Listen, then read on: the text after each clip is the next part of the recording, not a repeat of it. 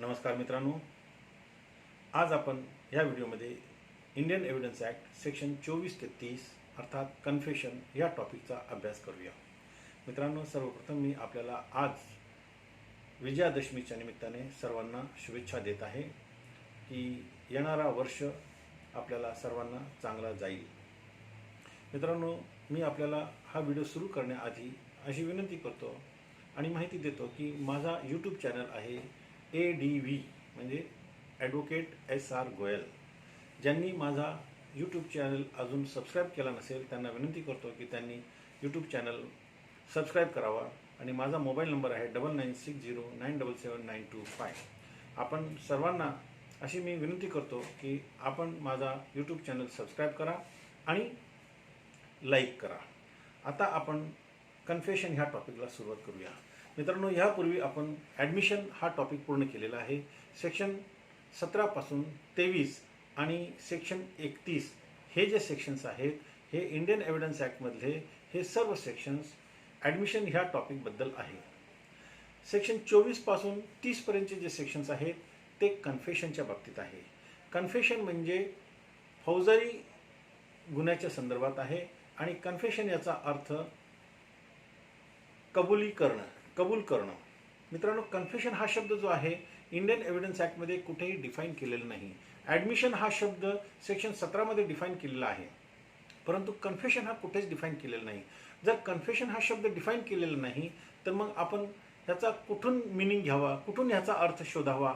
असं जर असेल तर आपल्याला डिक्शनरी मिनिंग शोधावा लागेल आणि डिक्शनरी मिनिंग कन्फेशनचा अर्थ असा आहे मराठीत कबुली जबाब. म्हणजेच आपण जो गुन्हा केलेला आहे म्हणजे आरोपीने जो गुन्हा केलेला आहे तो त्याने कबूल करणं, यालाच आपण कन्फेशन म्हणतो. अर्थात admission of crime by the accused committed by him. त्यांनी जो गुन्हा केलेला आहे त्याच्याद्वारे तो गुन्हा कबूल करणं त्याला आपण कन्फेशन म्हणतो. मित्रांनो, कन्फेशन जे आहेत एकूण चार प्रकारे होतात. म्हणजे एक तर आहे ज्युडिशियल कन्फेशन, पहिला ज्युडिशियल कन्फेशन, दुसरा आहे extra judicial confession. Judicial confession म्हणजे जो कन्फेशन जजच्या समोर किंवा मॅजिस्ट्रेटच्या समोर दिलेला आहे त्याला आपण ज्युडिशियल कन्फेशन म्हणतो. आणि एक्स्ट्रा ज्युडिशियल कन्फेशन म्हणजे तो कन्फेशन तो कबुली जबाब जो त्याने जज सोडून मॅजिस्ट्रेट सोडून इतर व्यक्तीला दिलेला आहे, कोर्टाच्या बाहेर दिलेला आहे, त्याला आपण एक्स्ट्रा ज्युडिशियल कन्फेशन म्हणूया. आता अजून एक असा कन्फेशन असतो ज्याला आपण सेल्फ कल्पेटरी कन्फेशन म्हणतो. सेल्फ कल्पेटरी कन्फेशन याचा अर्थ तो स्वतःला त्याच्यामध्ये गुंतवतो. आरोपी स्वतःला त्याच्यामध्ये इन्व्हॉल्व करत असतो आणि तो मान्य करतो की मी हे केलेलं आहे. परंतु एक्स कल्पेटरी हा कन्फेशन काय आहे, ज्या वेळेला तो कन्फेशन देतो त्याच्यामध्ये तो स्वतःला एक्सक्लूड करतो. तो असं म्हणतो मी हा गुन्हा केलेला नाही पण मी गुन्ह्यामध्ये सामील होतो, त्याला आपण एक्स कल्पेटरी कन्फेशन म्हणूया. सेल्फ कल्पेटरी कन्फेशन आणि एक्स कल्पेटरी कन्फेशन याचा मी आपल्याला बोर्डावर एक उदाहरण देऊन आपल्याला सांगेल आणि ते आपल्याला कळून जाईल की सेल्फ कल्पेटरी आणि एक्स कल्पेटरी कशाला म्हणतो. मित्रांनो, मी ज्युडिशियल आणि एक्स्ट्रा ज्युडिशियल याबाबत सांगितलं, त्याच्यामध्ये कोणालाही डाऊट नाही. ज्युडिशियल कन्फेशन जो असतो तो इन्व्हेस्टिगेशनच्या दरम्यान दिला जातो. ज्यावेळेला इन्व्हेस्टिगेशनच्या दरम्यान दिला जातो तर त्यावेळेला मॅजिस्ट्रेट समोर असला पाहिजे किंवा त्याला मॅजिस्ट्रेट समोर नेला पाहिजे आणि त्यावेळेला जर त्यांनी असा कन्फेशन दिला तर सेक्शन 164 CRPC खाली तो नोंदविला जातो. आणि असा जो स्टेटमेंट असतो, असा जो कन्फेशन असतो तो एव्हिडन्सचा पार्ट होतो. म्हणजे कोर्टामध्ये ज्या वेळेला एव्हिडन्स दिला जातो त्यावेळेला त्याला एव्हिडन्स म्हणून आपण वापर करू शकतो. परंतु ड्युरिंग ट्रायल ज्यावेळेला कोर्टामध्ये केस चालू आहे किंवा प्लीड गिल्टीची वेळ असती किंवा त्याच्यानंतर त्यांनी जर कधी कन्फेशन केलं तर मग अशा वेळेला डायरेक्ट शिक्षाच होऊ शकते.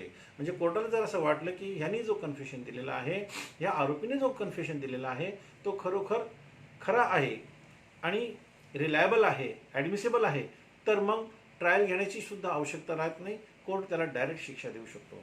परंतु एक्स्ट्रा ज्युडिशियल कन्फेशनमध्ये तसं नाही आहे, ते प्रूव्ह करावं लागतं. आता मी जसं बोललो सेल्फ कल्पेटरी अँड एक्स कल्पेटरी हा कन्फेशन काय आहे त्याचा मी आपल्याला इलुस्ट्रेशनद्वारे समजून सांगायचा प्रयत्न करीत आहे. मित्रांनो,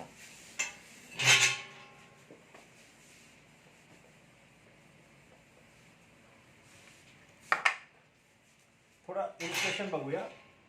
ए आणि बी ह्या दोघांच्या वरती 302 ची केस चालू आहे. 302 IPC. ओके. ह्यामध्ये काय होत आहे, ए जो आहे तो बी चा एम्प्लॉयर आहे. ए जो आहे तो बी चा एम्प्लॉयर आहे आणि बी त्याचा सर्वंट आहे.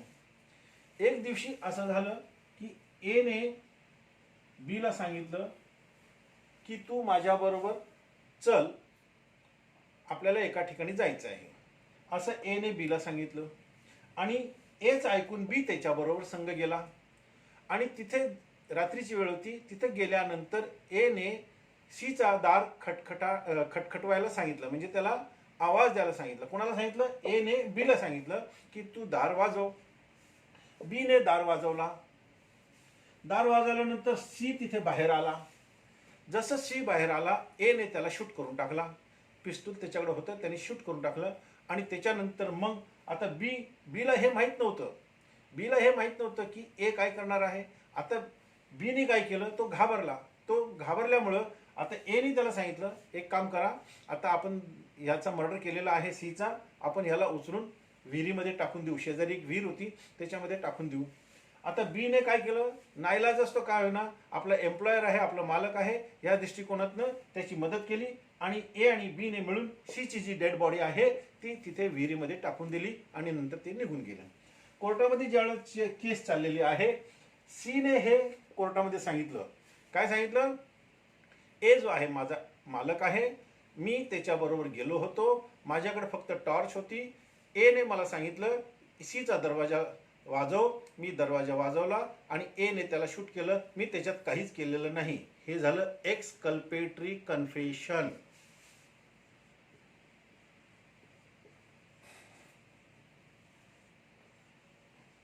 एक्सकल्पेटरी कन्फेशन. बी ने जी माहिती दिली कोर्टाला, त्याच्यामध्ये त्यांनी गुन्ह्याबद्दल सगळं सांगितलं, परंतु स्वतःला सांगितलं की मी हा गुन्हा केलेला नाही. याला आपण एक्सकल्पेटरी कन्फेशन सांगूया. आणि ज्या वेळेला आपण म्हणतो सेल्फ कल्पेटरी, आता जर समजा ए ने स्टेटमेंट दिला असता की मी हा गुन्हा केलेला आहे, बी माझ्याबरोबर होता आणि मी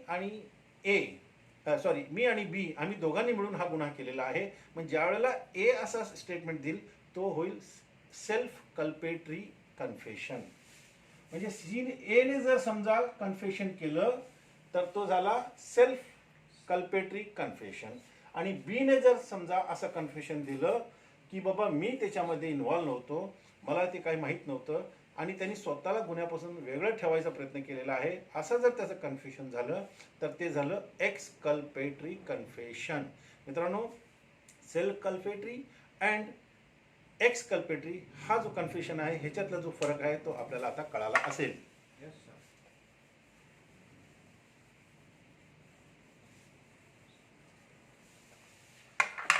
यानंतर मित्रांनो आपण सेक्शन 24 कडे येऊया. सेक्शन 24 काय म्हणतोय? आपण प्रथम सेक्शन 24, 28, 29 चा अभ्यास करूया, नंतर 25, 26 आणि 27 चा अभ्यास करूया. 24, 28 आणि 29 एकत्र का वाचायचा, त्याच्या मागचं कारण असं आहे की 24 मध्ये असं सांगितलेलं आहे की confession given under inducement, threat और प्रॉमिस व्हेन बिकम्स इरिलेव्हंट. म्हणजे ज्या वेळेला कन्फेशन थ्रेटद्वारे, प्रॉमिसद्वारे किंवा इंड्यूसमेंटद्वारे, इंड्यूसमेंट याचा अर्थ आमिष दाखवणं, थ्रेट म्हणजे भीती दाखवणं आणि प्रॉमिस याचा अर्थ आश्वासन देणं, कोणत्याही प्रकारचं त्याला आश्वासन देणं. आणि अशा परिस्थितीमध्ये दिलेला जो कन्फेशन आहे तो काय होतो, तो इरिलेव्हंट होतो. आता मी अगोदर सेक्शन 24 ची बेरेक्ट लँग्वेज एकदा पूर्ण वाचतो, त्यानंतर मी बोर्डावर ह्या सेक्शनमधले जे इंग्रेडियंट्स आहेत ते इथे लिहिलेले आहेत. प्रथम आपण एकदा बेरेक्ट लँग्वेज पूर्ण वाचूया न थांबता, मग त्याचं आपण मराठीमध्ये विश्लेषण करूया.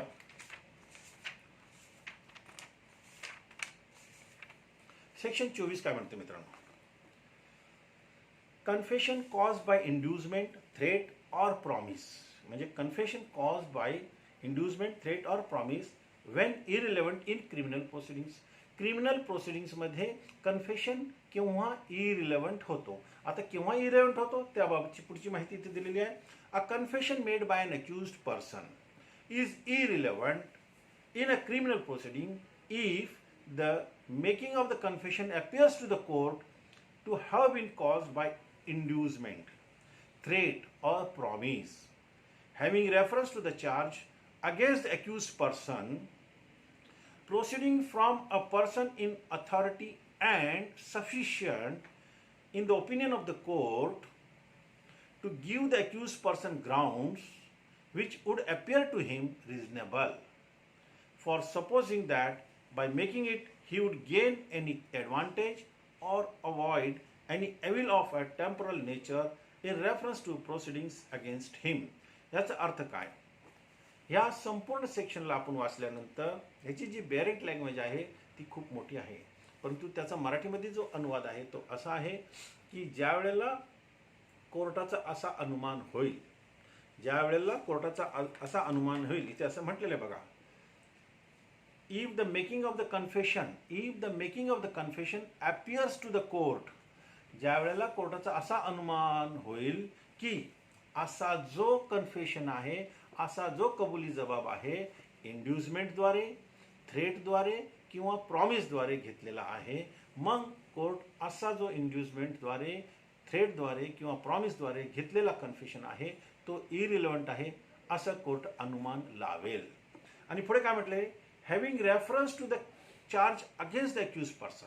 आता हा जो कन्फेशन आहे तो कन्फेशन कुठल्या केसच्या संदर्भात असायला पाहिजे, ज्या केसच्या संदर्भात कोर्टात केस चालू आहे. जी केस कोर्टात चालू आहे किंवा ज्या केसचा चार्ज त्या आरोपीवर आहे त्याच संदर्भात जर आरोपीने असा कन्फेशन दिला असेल तर तो कन्फेशन इरिलेव्हंट होईल. पुढे अजून काय म्हटलेलं बघूया. Proceeding from a person in authority and sufficient. आता हा जो कन्फेशन आहे आणि हा कन्फेशन घेण्यासाठी जो इंड्युसमेंट, जो थ्रेट किंवा जो प्रॉमिस आलेला आहे किंवा दिलेला आहे तो अशा व्यक्तीकडून आलेला आहे ज्याचं काय केसवर कंट्रोल आहे. हा जो शब्द इथे दिलेला आहे proceeding from a person in authority and sufficient. Proceeding from a person in authority हा जो शब्द आहे याचा अर्थ की त्या व्यक्तीचा त्या केसवर कंट्रोल आहे. मग याचा अर्थ असा झाला ना की एखादा आरोपी जो एखाद्या पोलिसच्या ताब्यात आहे किंवा एखाद्या व्यक्तीच्या ताब्यात आहे, त्या व्यक्तीचा केसवर कंट्रोल आहे, तो असं सांगू शकतो, हे बघ तू जर कबूल केलंस तर ठीक, नाही तर तुला शिक्षा जास्त होणार आहे, कबूल केलं तर तुला शिक्षा होणार नाही, असा ज्या वेळेला थ्रेट दिला गेला, असा ज्या वेळेला त्याला आश्वासन दिलं गेलं, असा ज्यावेळेला त्याला लालच दिली गेली, इंड्युसमेंट दिलं गेलं, आमिष दाखवलं गेलं की तू कबूल कर नाही तर तुला शिक्षा जास्त होईल, तू कबूल कर नाही तर तुला आम्ही असं भीती दाखवली, तर अशा वेळेला ज्या व्यक्तीने असा इंड्युसमेंट दिला, असा थ्रेट दिला, असे प्रॉमिस दिले आणि त्या व्यक्तीचा केसवर कंट्रोल आहे, अशा व्यक्तीने दिलेला जो इंड्युसमेंट असतो आणि अशा परिस्थितीत दिलेला जो कन्फेशन आहे तो इरिलेव्हंट होणार आहे. पुढे in the opinion of the court. आता पुढे काय कोर्टाचं काय ओपिनियन होत आहे, to give the accused person grounds. आता आरोपीला असे कारण होत आहेत. काय कारण ते, to give the accused person grounds which would appear to him reasonable. आणि त्याला हे असं योग्य वाटत असेल, कोणाला, आरोपीला हे योग्य वाटत असेल की हा माणूस जो सांगतोय ते योग्य आहे आणि म्हणून मी हा जो कन्फेशन हे मान्य करत आहे. पुढे अजून काय, फॉर सपोजिंग, आणि असं विचार करायलाही सांगत आहे काय, दॅट बाय मेकिंग इट, आणि जर आरोपीने असं मान्य केलं, by making it he would gain any advantage, त्या आरोपीला एक प्रकारचा ॲडव्हान्टेज होणार आहे, त्याचा एक फायदा होणार आहे. कोणता, or avoid any evil of a temporal nature, त्याचा कोणताही टेम्परल नेचरचा कोणताही फायदा पण होणार आहे, in reference to the proceedings against him. मग अशा परिस्थितीमध्ये त्याचं जर कोणताही एक टेम्पररी नेचरचं काय होणार, त्या आरोपीचा फायदा होणार आहे किंवा त्याला कोणत्याही प्रकारचा ॲडव्हान्टेज होणार आहे. अशी जर परिस्थिती निर्माण झाली आणि अशा परिस्थितीमध्ये जर आरोपीने कन्फेशन दिला असेल तर तो कन्फेशन होणार नाही, तो कन्फेशन इरिलेव्हंट होईल. मित्रांनो, आता मी इथे बोर्डावर ह्या सेक्शनला पाठ करण्यासाठी ह्या सेक्शनचे जे कंपल्सरी जे शब्द आहेत, इन्ग्रेडियंट्स आहेत, ते मी आपल्याला सांगत आहे. पहिला काय आहे, if appears to the court, म्हणजे कोर्टाला जर असं वाटलं, it appears to the court. पुढे काय म्हटलं, बाय इंड्युसमेंट, थ्रेट और प्रॉमिस.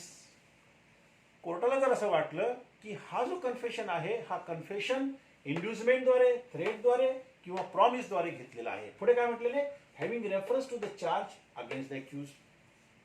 त्या आरोपीवरती त्या केसचा चार्ज आहे. जो चार्ज आहे, समजा त्याच्यावरती एक मर्डरचा केस आहे आणि त्या मर्डरच्या केसमध्ये आरोपीने पूर्वी कधी चोरी केली असेल, त्या चोरीचं त्यांनी ऍडमिशन दिलं, तर ते कन्फेशन ऍडमिट होणार नाही. त्याने जर समजा त्याच्यावरती 302 ची केस असेल, तर 302च्या केस बाबतच, आणि समजा ए ह्या व्यक्तीने, म्हणजे आरोपी ए ह्या व्यक्तीने बीचा मर्डर केलेला आहे, तर त्याने जे कन्फेशन करायला पाहिजे ते बीचा मर्डर जो केलेला आहे त्याच्या संदर्भातच त्यांनी तो कन्फेशन केला पाहिजे.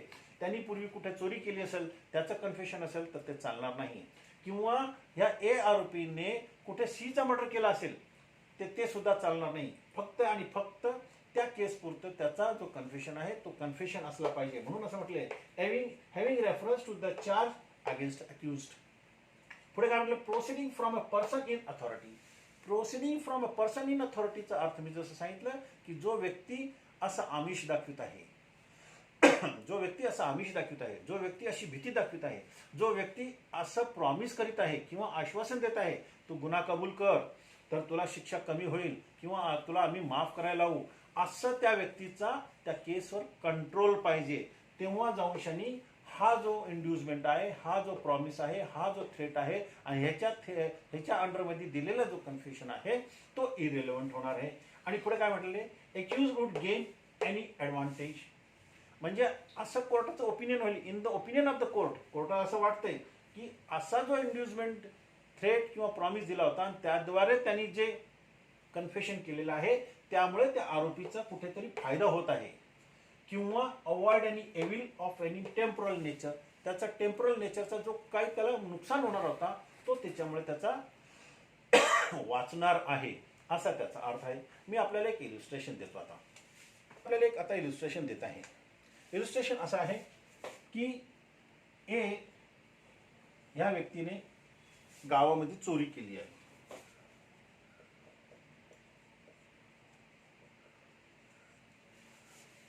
ए ने गावात चोरी केलेली आहे आणि गावचा पाटील तिथे आला. पोलीस पाटील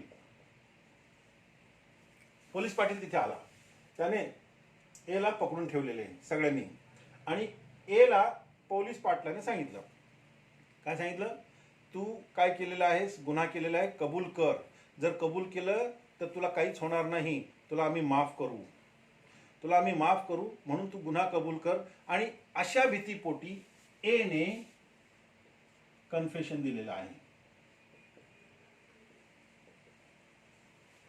अशा भीतीपोटी ए ने कन्फेशन दिलं की हो मी चोरी केलेली आहे. मग असा जो कन्फेशन आहे हा कन्फेशन होणार नाही.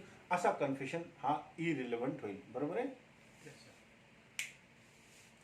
मित्रांनो? मला असं वाटतं सेक्शन 24 जो आहे आपल्याला आता समजला असेल.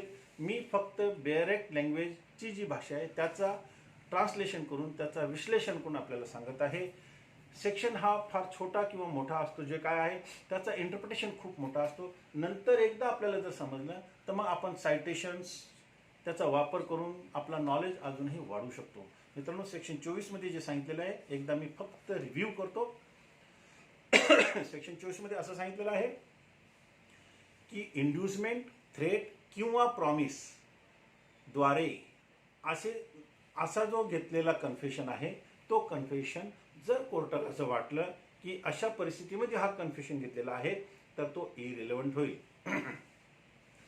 आणि सेक्शन 28 मध्ये काय म्हटलेलं आहे, सेक्शन 28 मध्ये असं म्हटलेलं आहे की हा जो इंड्युसमेंट, थ्रेट किंवा प्रॉमिस दिला होता, ह्याचा जो कार्यकाळ होता, तो कार्यकाळ जर संपला तर तो जो कन्फेशन आहे मग तो रिलेव्हंट होईल.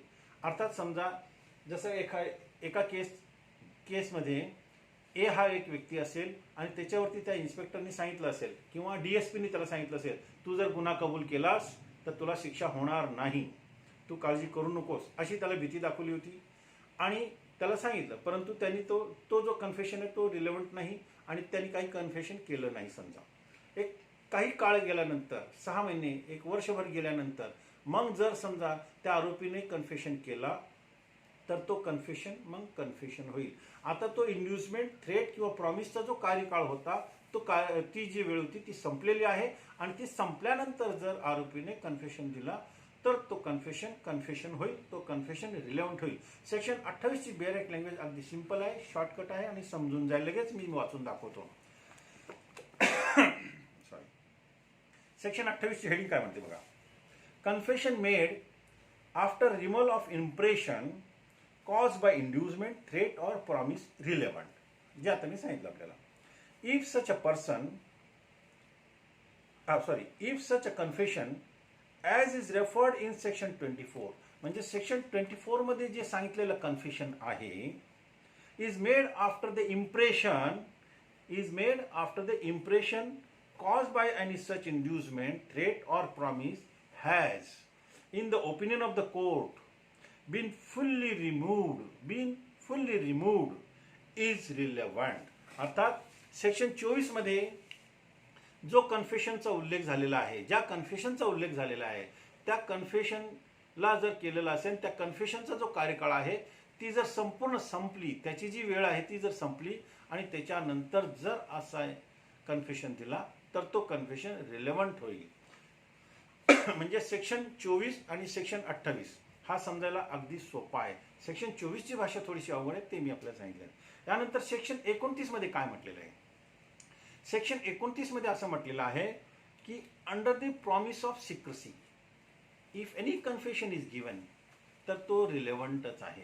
म्हणजे आरोपी जो आहे त्याने समजा एखाद्या आपल्या मित्राला असं सांगितलं की बाबा ही माहिती मी फक्त तुला देत आहे, तू मला प्रॉमिस कर की मी ही माहिती कोणालाही सांगणार नाही, तर मी तुला सांगतो. अशा प्रॉमिस खाली जर एखाद्या आरोपीने कन्फेशन दिलं असेल तर ते कन्फेशन रिलेव्हंट होणार आहे. समजा ए आणि बी असे दोन मित्र आहेत. ए आणि बी हॉटेलमध्ये गेले. ए हा आरोपी आहे. त्याने बीला दारू पिता पिता थोडंसं इंटॉक्सिकेशन म्हणजे दारूच्या नशेमध्ये असताना त्याने बीला असं सांगितलं, हे बघ मी तुला आता माहिती देतोय, मी मागच्या महिन्यामध्ये सीचा मर्डर करून टाकलेला आहे आणि हे फक्त मी तुला सांगतोय, पण तू प्रॉमिस कर बरं का, आता कोणाला तू सांगणार नाहीस. बी म्हणतो ठीक आहे, काय काळजी करू नकोस, अरे मी तुझा मित्र आहे, तू मला जे काय सांगशील मी तुझ्यासाठी कधीच कोणाला काही सांगणार नाही. असं केल्यामुळे ए त्याला संपूर्ण डिटेल सांगतो, कसं कसं काय काय त्यांनी केलं होतं. आता हे झाल्यानंतर दोघे, ए घरी गेला, बी घरी गेला, पण दुसऱ्या दिवशी बी जाऊन पोलीस स्टेशनमध्ये जाऊन सांगतो की एने असा मागच्या महिन्यामध्ये सीचा मर्डर केलेला आहे. मग आता जो बीला जी माहिती दिलेली आहे ती अंडर प्रॉमिस ऑफ सिक्रेसी दिलेली आहे. त्यांनी काय सांगितलं, तू हे कोणाला सांगायचं नाही. आता अशा परिस्थितीमध्ये ए असा कोर्टामध्ये ग्राउंड घेऊ शकत नाही की मी त्याला प्रॉमिस ऑफ सिक्रेसीच्या अंडरटेकिंगवर मी त्याला ही माहिती दिली होती आणि म्हणून माझं जे कन्फेशन आहे ते कन्फेशन नाही, ते इरिलेव्हंट आहे. नाही, असा दिलेला जो कन्फेशन आहे तो रिलेव्हंटच होणार आहे, कारण तो गुन्हा घडलेला आहे. मी हे का सांगितलं, ह्याच्या उलट जो सेक्शन आहे सेक्शन 23 ॲडमिशनमधले, त्याच्यामध्ये काय सांगितलेलं आहे की जर समजा असा प्रॉमिस करून जर समजा एखादा ॲडमिशन दिला असेल तर सिव्हिल केसमध्ये ते ॲप्लिकेबल नाही. विदाऊट प्रिज्युडाइस मी जो शब्द वापरला होता आपल्याला माहीत असेल, आपण तो मागचा व्हिडिओ बघा, आपल्याला कळून जाईल. मित्रांनो, हा सेक्शन एकदम उलटा आहे, सेक्शन 23 एकदम उलटा आहे. म्हणून सेक्शन 29 मध्ये जे सांगितलेलं आहे ते मी आता सांगितलं आणि सेक्शन 29 ची बेअर ॲक्ट लँग्वेज काय मी आता वाचून दाखवतो. सेक्शन 29 काय म्हणते, कन्फेशन अदरवाईज रिलेव्हंट. म्हणजे पहिलं काय शब्द आहे, कन्फेशन अदरवाईज रिलेव्हंट, म्हणजे जो कन्फेशन एरवी रिलेव्हंट होता, नॉट टू बिकम इरिलेव्हंट. असा कन्फेशन इरिलेव्हंट होणार नाही because of promise of secrecy. म्हणजे त्यांनी सिक्रेसीचा प्रॉमिस घेतलं होतं म्हणून असा कन्फेशन इरिलेव्हंट होणार नाही, तो रिलेव्हंटच होणार आहे. If such a confession is otherwise relevant. आता पुढे सेक्शनमध्ये काय म्हटलेलं आहे, if such confession is otherwise relevant तो जो कन्फेशन आहे अदरवाईज एरवी रिलेव्हंटच होता. It doesn't become irrelevant. तो जो कन्फेशन आहे तो इरिलेव्हंट होणार नाही इफ, पुढे काय म्हटलेलं आहे, it doesn't become irrelevant merely because केवळ त्याच्या केवळ अशा कारणामुळे, कोणत्या कारणामुळे, it was made under promise of secrecy. आणि तो जो कन्फेशन आहे तो प्रॉमिस ऑफ सिक्रेसी खाली दिलेला आहे, म्हणून तो कन्फेशन इरिलेव्हंट होणार नाही असा सेक्शन 29 सांगत आहे. पुढे काय म्हणते, or in consequence of a deception practised on accused person for the purpose of obtaining it, किंवा ज्यांनी हा कन्फेशन दिलेला आहे त्याच्यावरती डिसेप्शन केलेलं आहे, त्याच्यावरती फ्रॉड करून त्याला चुकीची माहिती देऊन त्याच्याकडनं फसून असं कन्फेशन घेतलेलं आहे, तरी देखील असा कन्फेशन आहे. अर्थात एखाद्याने जर एखाद्या व्यक्तीला असं सांगितलं, आरोपीला, ए बाबा तू काय काय केलंय गपचूप मला सांग, मी कोणाला सांगणार नाही, अशी तू माहिती दे, असं सांगितल्यामुळे त्या आरोपीने त्याला सगळी माहिती दिलेली आहे. तरी सुद्धा असा फसून घेतलेला जो कन्फेशन आहे तो सुद्धा कन्फेशन रिलेव्हंट आहे. पुढे, or when he was drunk. आणि अशा परिस्थितीमध्ये किंवा काय म्हटलेलं आहे, ज्या वेळेला आरोपी हा ड्रंक कंडिशनमध्ये होता, जसं मी आता एक्झाम्पल दिलेलं आहे आपल्याला, तो जो दारूच्या नशेत होता, he was drunk, or because it was made in answer to question which he need not have answered. ज्या प्रश्नाला त्यांनी उत्तर द्यायला नव्हतं पाहिजे अशा प्रश्नाला त्यांनी उत्तर दिलेलं आहे. तर ते काय पुढे सांगितलेलं आहे, whatever may have been the form of those questions. आणि अशा प्रकारे कोणत्याही प्रकारचे जे प्रश्न असू द्या, त्यांचा फॉर्मॅट कसाही असू द्या, पण ते कन्फेशन जर असेल तर कन्फेशनच होईल. Or because he was not warned.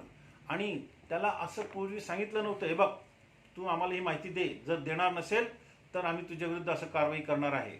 Because he was not warned that he was not bound to make such confession. आणि त्याला असंही सांगितलं होतं, हे बघ तू आम्हाला ही माहिती देणार नसेल तर नको देऊ, काय बिघडत नाही. पण अशा परिस्थितीत देखील जर समजा आरोपीने आपला कन्फेशन दिला असेल तरी ते कन्फेशन आहे. He was not warned that he was not bound to make such confession and that evidence of it might be given against him. आणि अशा प्रकारचा जो कन्फेशन आहे तो त्याच्या विरुद्ध दिला जाऊ शकतो, तो त्याच्या विरुद्ध वापरला जाऊ शकतो. मित्रांनो, सेक्शन 24, 28 आणि 29 हे 3 सेक्शन आपल्याला एकत्र का वाचायचे आहेत. सेक्शन 24 मध्ये असं सांगितलेलं आहे की इंड्युसमेंट, थ्रेट किंवा प्रॉमिसच्या अंडरमध्ये घेतलेला जो कन्फेशन आहे तो रिलेव्हंट नाही. परंतु असा कन्फेशन कोणाकडनं आलं होतं, proceeding from a person in authority. जो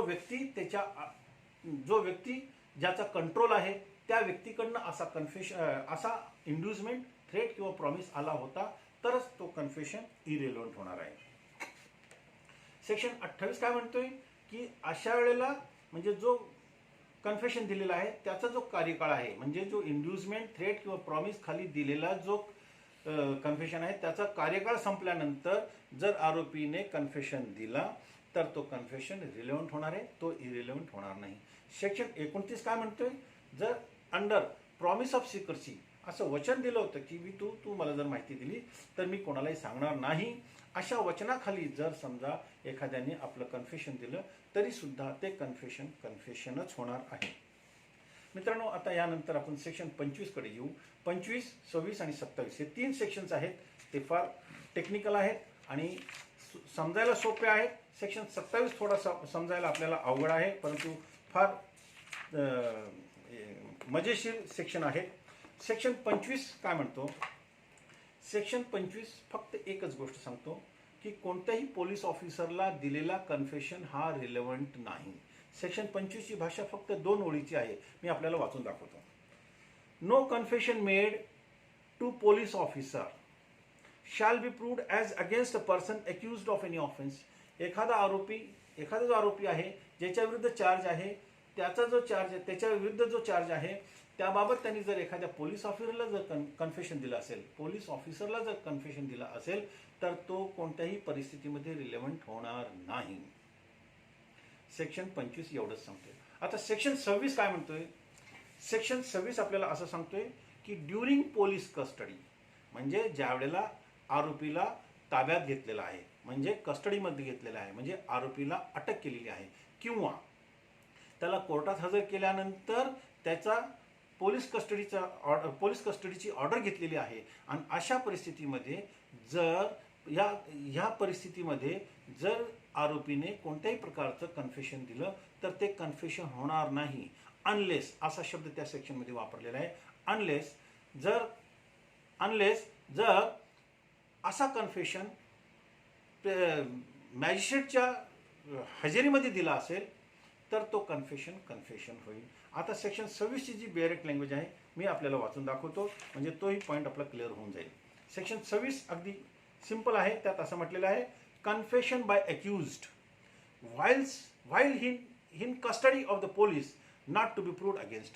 म्हणजे पोलिसांच्या तावडीत असताना, पोलिसांच्या कस्टडीत असताना कोणत्याही प्रकारचं जर कन्फेशन दिलं असेल तर तो कन्फेशन त्याच्या विरुद्ध सिद्ध करता येणार नाही असं म्हटलेलं आहे. आता बेअरेक्ट लँग्वेजची जी भाषा ती पुढची वाचूया. हे आपण आता हेडिंग वाचलं. No confession made by any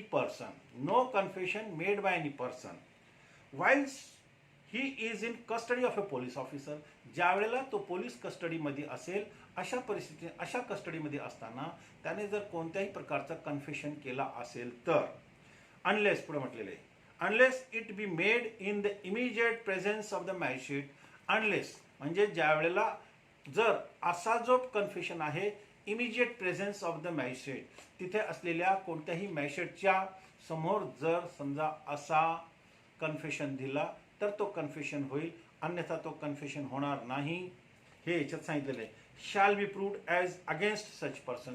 आणि असा जो कन्फेशन दिलेला आहे तो कन्फेशन त्या व्यक्तीच्या विरुद्ध सिद्ध करता येणार नाही, त्याच्या विरुद्ध त्याला वापर करता येणार नाही. असा कन्फेशन हा इरिलेव्हंट आहे.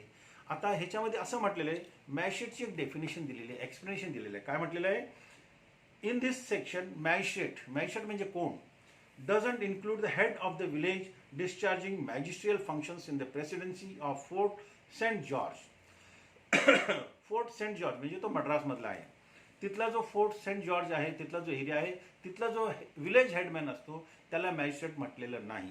पुढे अजून काय दिलेलं, एल्सवेअर, इतर ठिकाणी. Unless such headman is a magistrate exercising the powers of magistrate under the code of criminal procedure 1882. आता हा जो सेक्शन इथं आहे याचा जो एक्सप्लेनेशन आहे तसा याच्यामध्ये असं दिलेलं आहे की जो मॅजिस्ट्रेट क्रिमिनल प्रोसिजर कोडच्या अंडरमध्ये त्याला जे पॉवर्स दिलेले आहेत, तो मॅजिस्ट्रेट जर असा कन्फेशन रेकॉर्ड करून घेणार असेल तर तो कन्फेशन होईल, अन्यथा होणार नाही. म्हणजे मॅजिस्ट्रेट त्याला हे क्रिमिनल प्रोसिजर कोड मधले जे पॉवर्स आहेत त्याला मिळालेले पाहिजेत आणि तेव्हाच जाऊन हा जो कन्फेशन आहे तो मान्य होईल. आता सेक्शन 25 आणि 26 ह्या दोन गोष्टी, ह्या दोन्ही सेक्शनमध्ये एक फरक आहे. काय हे लक्षात घ्या. सेक्शन 25 असा म्हणतो confession given to the police. मग त्यावेळेला तुम्ही कस्टडीमध्ये असले पाहिजे असं नाही. फक्त तो माणूस, समोरचा जो माणूस आहे ज्याला कन्फेशन दिलेला आहे तो पोलीस पाहिजे. मग तो कोण असेल, कॉन्स्टेबल असेल, हवालदार असेल, पोलीस इन्स्पेक्टर असेल, सब इन्स्पेक्टर असेल, DSP असेल, कोणी असू द्या, तो पोलीस अधिकारी असेल. मग अशा वेळेला त्याला दिलेला कन्फेशन हा कन्फेशन होणार नाही. आणि सेक्शन 26 मध्ये काय म्हटलेलं आहे, ड्युरिंग कस्टडी म्हणजे ज्या वेळेला त्याला अटक केलेली असेल त्यावेळेला किंवा कोर्टाकडनं त्याची PC घेतली असेल त्यावेळेला, अशा परिस्थितीमध्ये जर समजा कन्फेशन दिलं तर ते कन्फेशन इरिलेव्हंट होणार आहे, त्याच्या विरुद्ध वापरला जाऊ शकत नाही. फक्त कस्टडीच्या दरम्यान जर समजा असा कन्फेशन मॅजिस्ट्रेट समोर घेतला गेला तर तो कन्फेशन होईल. आणि असा जो कन्फेशन असतो तो सेक्शन 164 क्रिमिनल प्रोसिजर कोडच्या प्रोसिजरप्रमाणे रेकॉर्ड करावा लागतो. आणि असा जो एव्हिडन्स, असा जो कन्फेशन 164 खाली घेतला गेला तर तो पुढे जाऊन एक एव्हिडन्सचा पार्ट होतो ड्युरिंग ट्रायल. मग हा जो कन्फेशन आहे एव्हिडन्स म्हणून वापरला जाऊ शकतो. मित्रांनो, यामध्ये पुढे असं सांगितलेलं आहे, मला असं म्हणायचं होतं की सेक्शन 24 आणि 25 ह्याच्यामध्ये एक प्रिन्सिपल लपलेला आहे. तो प्रिन्सिपल काय आहे, जसं आपण हिंदीमध्ये असं म्हणतो, 100 गुन्हेगार छूट गए तो भी चलेगा परंतु एक बेगुनेगार को सजा नहीं होनी चाहिए. म्हणजे मराठीत आपण काय म्हणतो, 100 आरोपी सुटले तरी चालेल, परंतु एका निर्दोष व्यक्तीला शिक्षा नाही झाली पाहिजे. इंग्लिशमध्ये आपण काय म्हणतो, 100 accused may be acquitted, but one innocent person should not be convicted. आणि तेच सेक्शन 24 मध्ये म्हटलेलं आहे की under pressure, under threat, under inducement कुठल्याही प्रकारचं जर कन्फेशन घेतला आणि अशा परिस्थितीमध्ये जर आरोपीने कन्फेशन दिलं तर ते कायद्याच्या दृष्टीने, कायद्याकडून, कोर्टाकडून असा कोणताही गुन्हा होऊ नये की एका निर्दोषला शिक्षा व्हावी. म्हणून ते प्रोव्हिजन केलेलं आहे की निर्दोष व्यक्तीला शिक्षा होऊ नये, म्हणून असा जो कन्फेशन आहे तो इरिलेव्हंट आहे. तेच सेक्शन 24 मध्ये आहे, तेच सेक्शन 25 मध्ये आहे. आणि सेक्शन 26 मध्ये पण तेच सांगितलेलं आहे की पोलिसांच्या समोर जर एखादा कन्फेशन दिलं तर ते इरिलेव्हंट आहे. फक्त मॅजिस्ट्रेट समोर दिला तरच ते रिलेव्हंट आहे. त्याच्या मागचं प्रिन्सिपल मी आता सांगितलेलं आहे. आता मित्रांनो, सगळ्यात महत्त्वाचा जो सेक्शन आपल्यासाठी आहे सेक्शन 27. सेक्शन 27 ची जी बेरेक्ट लँग्वेज आहे ते काय म्हणते. सेक्शन 27 मध्ये असं म्हटलेलं आहे, टू व्हॉट एक्सटेंट, म्हणजे कोणत्या लिमिटपर्यंत एखादा कन्फेशन होईल आणि त्याच्या कन्फेशनमुळे एखादी फॅक्ट्स डिस्कवर जर झाली तर ते कन्फेशन मग मात्र कन्फेशन होईल. सेक्शन 27 ज्याला आपण डिस्कवरी असं म्हणतो, डिस्कवरी पंचनामा आपण नेहमी पाहत असतो. याच्यामध्ये असं म्हटलेलं आहे, how much of information received from accused may be proved, म्हणजे आरोपीकडनं जी माहिती मिळवलेली आहे त्यातलं किती पार्ट कन्फेशन होईल त्याच्यात असं सांगितलेलं आहे. आता पहिले आपण बेरेक्ट लँग्वेज वाचू, नंतर त्याचं आपण थोडंसं विश्लेषण करूया. प्रोव्हाइडेड दॅट, हा जो सेक्शन आहे प्रोव्हाइडेड ह्या शब्दापासून सुरू केलेला आहे. इतर सेक्शन आपण बघा सर्व प्रोव्हाइडेड या शब्दापासून कधीच सुरू होत नाही. यात असं म्हटलेलं provided that when any fact is deposed to, म्हणजे ज्या वेळेला एखादी फॅक्ट त्यांनी डिपोज केली, माहिती दिली, सांगितले, as discovered in consequences of information received from the person accused of any offence, म्हणजे एखादा आरोपी त्याने जी माहिती दिलेली आहे त्याच्या माहितीच्या आधारे एखादी फॅक्ट डिस्कवर झाली, तथ्य डिस्कवर झालं तर पुढे काय म्हटलेलं आहे, in the custody of a police officer, ज्या वेळेला आरोपी पोलिसांच्या कस्टडीमध्ये असतो अशा वेळेला त्यांनी दिलेल्या माहितीच्या आधारे एखादी फॅक्ट डिस्कवर जर झाली तर ते त्यांनी जी माहिती दिली ते कन्फेशन होईल. पुढे काय म्हटले, so much of such information, म्हणजे ही जी इन्फॉर्मेशन दिलेली आहे तेवढाच part. So much of such information, discovery बाबतची जी त्यांनी माहिती दिलेली आहे. आता हे आपण एका इलिस्ट्रेशनद्वारे आपण समजून घेऊ. Whether it amounts to confession or not, मग ते कन्फेशन आहे का नाही हा irrelevant. As relates distinctly to the fact thereby discovered may be proved, मग अशा पद्धतीमध्ये आरोपींनी जे माहिती दिलेली आहे, जेवढा पोर्शन त्याने माहिती दिलं आणि त्या माहितीच्या आधारे एखादी फॅक्ट डिस्कवर झाली तेवढाच पोर्शन फक्त आणि फक्त कन्फेशन होईल, बाकीचा होणार नाही. मी उदाहरण आता आपल्याला देणार आहे. हे आता मी पहिले बोर्डावरचं मिटून टाकतो.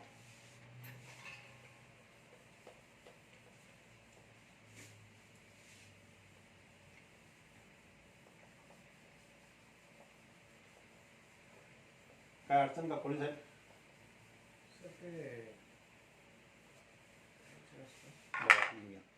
मित्रांनो. समजा एक व्यक्ती आहे,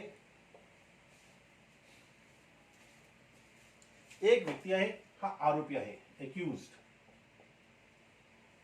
यांनी काय केलंय, बीचा मर्डर केलाय. ए मर्डर्ड बी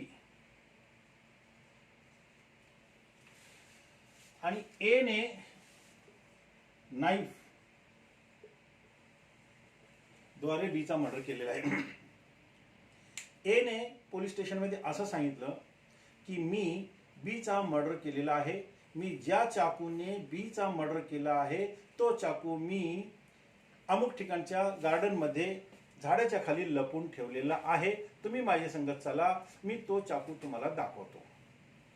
आता ह्या माहितीवरनं ह्या आरोपीने जे आता सांगितलं की मी बीचा मर्डर केलेला आहे, तुम्ही माझ्या संगत चला, मी तो चाकू तुम्हाला दाखवतो आणि तो मी बगीच्यामध्ये ठेवलेला आहे, गार्डनमध्ये ठेवलेला झाडाखाली.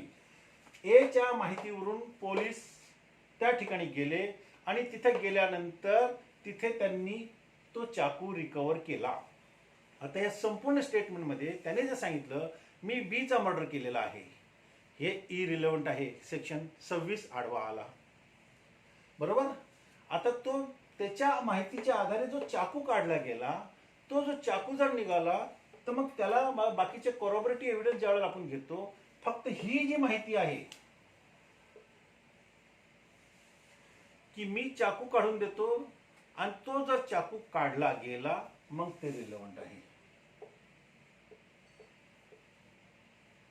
बाकीचं त्याचा जो संपूर्ण स्टेटमेंट आहे, मी बीचा मर्डर केलेला आहे वगैरे वगैरे, हे सर्व इरिलेव्हंट आहे.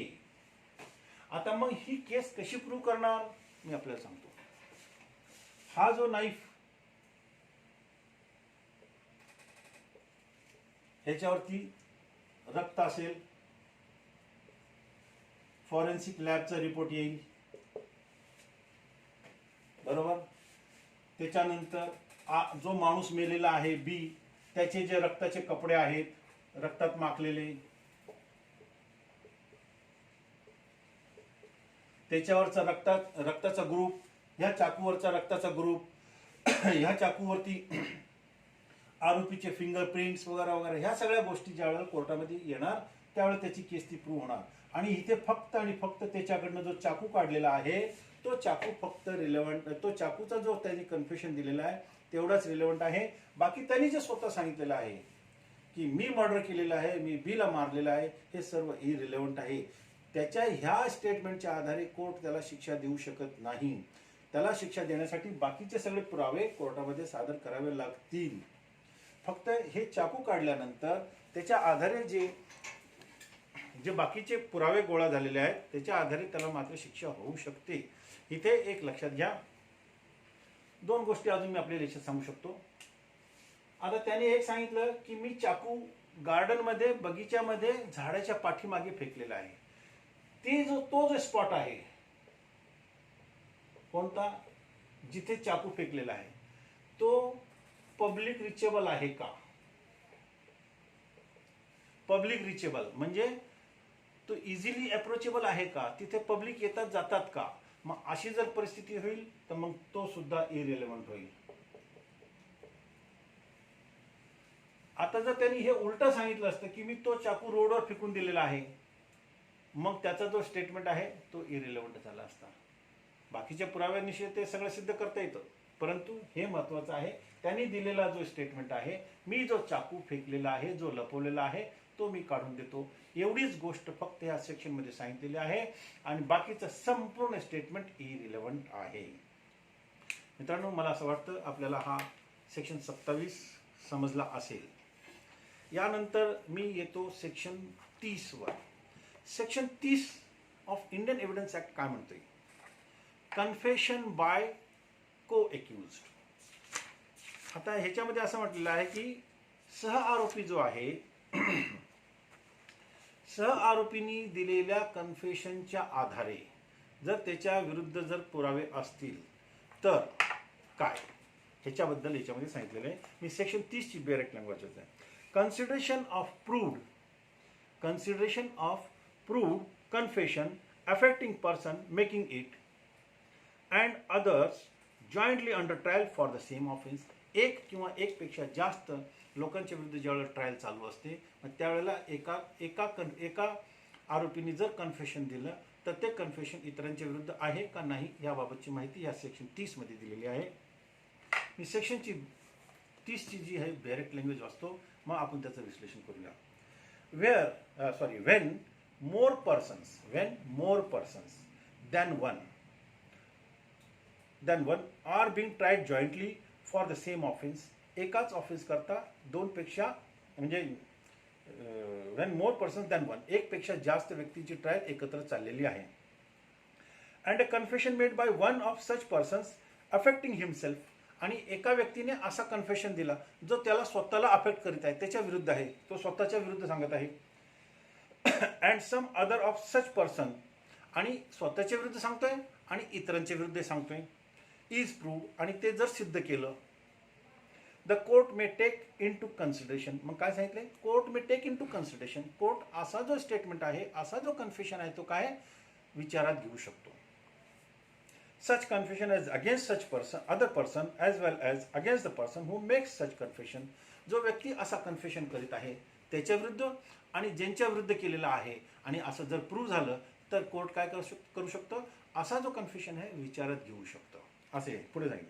एक्सप्लेनेशन, त्याच्यामध्ये ऑफेन्स या शब्दाचं एक्सप्लेनेशन दिलेलं. ऑफेन्स म्हणजे काय?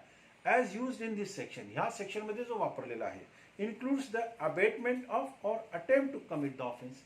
म्हणजे ऑफेन्स या शब्दाचा अर्थ अबेटमेंट, अबेटमेंट ज्याला आपण म्हणतो तो सुद्धा आला, किंवा अटेम्प्ट टू कमिट, किंवा त्याने अटेम्प्ट केला होता म्हणजे गुन्हा करण्याचा प्रयत्न केला होता, अशी गोष्ट जरी असेल तरी ते ऑफेन्स ह्या शब्दाखाली येत आहेत. म्हणजे सेक्शन 30 मध्ये सरळ सरळ असं सांगितलेलं आहे की एखाद्या केसमध्ये एकपेक्षा जास्त आरोपींची ट्रायल जर एकत्र चालू असेल तर अशा परिस्थितीमध्ये एखाद्या व्यक्तीने स्वतःच्या विरुद्ध आणि इतरांच्या विरुद्ध जर कन्फेशन दिलं आणि ते जर सिद्ध झालं तर कोर्ट ते जे कन्फेशन आहे विचारात घेऊ शकतं. मित्रांनो, इथे आपल्याला सेक्शन 133, मी आता वाचत नाही परंतु आपल्याला सांगतो, 133 ऑफ इंडियन एव्हिडन्स ॲक्ट, त्याचाही सुद्धा विचार करावा लागेल. सेक्शन 133 काय म्हणतोय?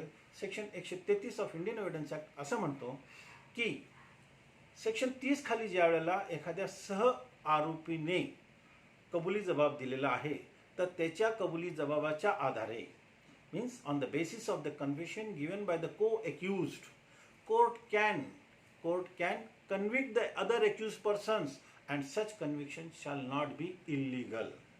सेक्शन 133 मध्ये असं सांगितलेलं आहे की court can convict the other accused persons on the basis of the confession of the co-accused persons and such conviction shall not be illegal. इथे पुन्हा आपल्याला section 114 illustration B of the Indian evidence त्याचाही आधार घ्यावा लागेल. 114 illustration बी मध्ये असं म्हटलेलं आहे की जो कन्फेशन असतो, confession of co-accused is not trustworthy. Confession of co-accused is not trustworthy.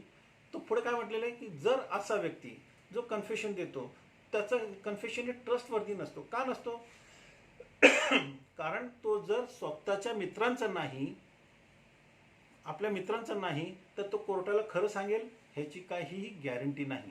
म्हणून सेक्शन 114 इलुस्ट्रेशन बी मध्ये असं सांगितलेलं आहे की अशा वेळेला कोर्टाने काय केलं पाहिजे, त्याचं जे कन्फेशन आहे इतर फॅक्ट्स बरोबर कॉरॉबरेट करून घ्यायला पाहिजे. म्हणजे कॉरॉबरेट कुठं करतो आपण? 157 प्रमाणे करतो. म्हणजे आरोपीने दिलेला जो कन्फेशन आहे, सह आरोपीने दिलेला कन्फेशन जो आहे तो इतरांच्या विरुद्ध सुद्धा वापरता येतो आणि सेक्शन 30 प्रमाणे कोर्ट तर असा दिलेला कन्फेशन ग्राह्य धरू शकतो. आणि 133 प्रमाणे असं सांगितलेलं आहे की 133 प्रमाणे की जर अशा वेळेला सह आरोपी जो आहे, co-accused जो आहे, त्याला जर शिक्षा दिली गेली तर ती कन्व्हिक्शन इलिगल होणार नाही. फक्त त्याच्यामध्ये असं सांगितलेलं आहे की 114 बीचं जे इलुस्ट्रेशन आहे त्याच्यामध्ये असं सांगितलं आहे की confession of co-accused is not trustworthy. It has to be corroborated with other facts.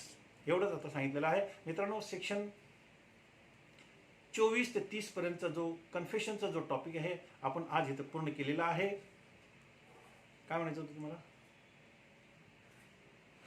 Section 24 ते 30 पर्यंतचा जो टॉपिक आहे आपण पूर्ण केलेला आहे.